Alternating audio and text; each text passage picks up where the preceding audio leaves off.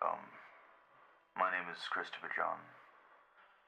I'm 25 years old, and I'm here on account of my mental illness.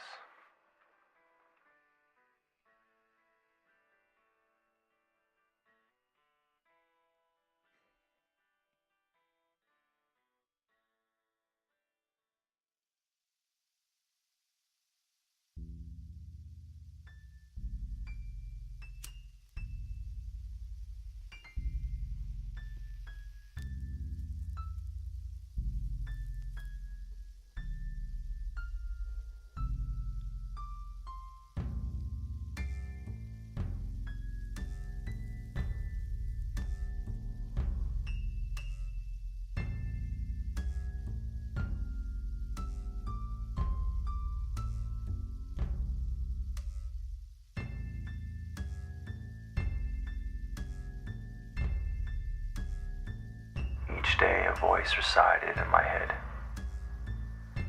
and every day it just got louder and less recognizable.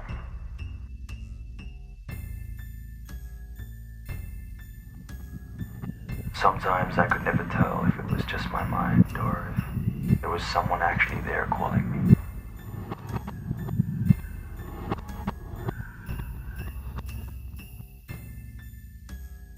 But every time I checked my place, I realized I was alone and went about my life.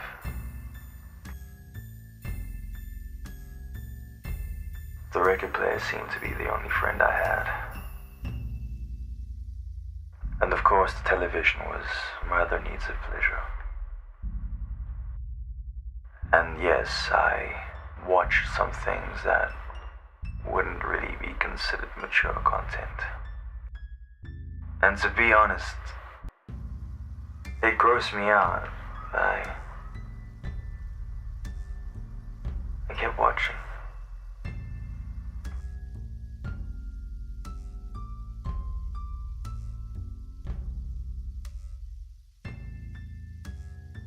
Days would go by where I'd spend my hours lying in bed,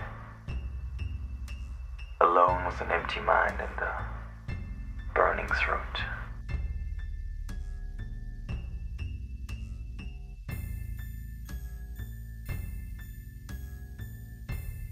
But there was always the feeling of a false presence that just seemed to follow my everyday routine, including sleep. Sometimes I would feel alone, and sometimes I wouldn't. You know what scared me the most? The fact that I felt so attached to this presence. I felt like it was someone I knew, someone I love, and someone I would give the whole world to. But I could never feel them or hold them. It's like they were trying to reach their arm out to me. I could never grab hold of them.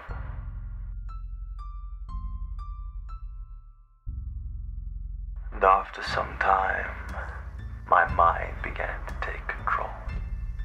My dreams were vivid, and the ghost kept appearing in my conscience. I saw her everywhere.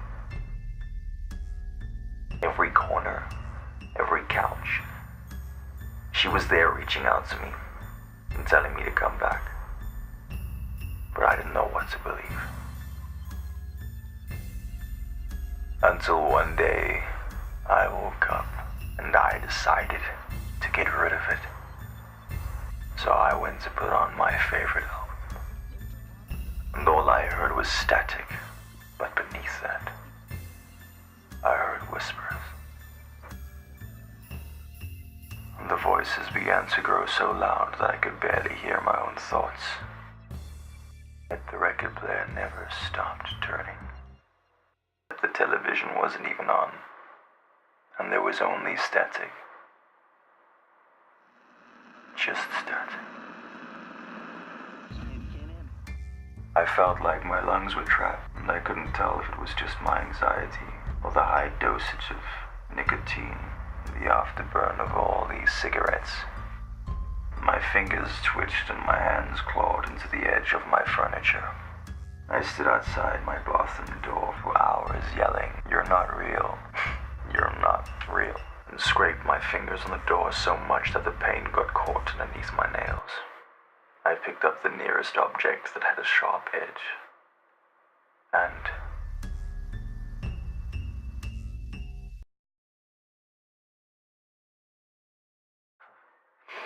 normally when you're someone as insane as me, you normally see shit that isn't there. But me, I saw shit that was there, but tricked my mind into thinking it wasn't. She reached out for me and tried to get me out of this misery I was in, but I turned my back on her and let her die.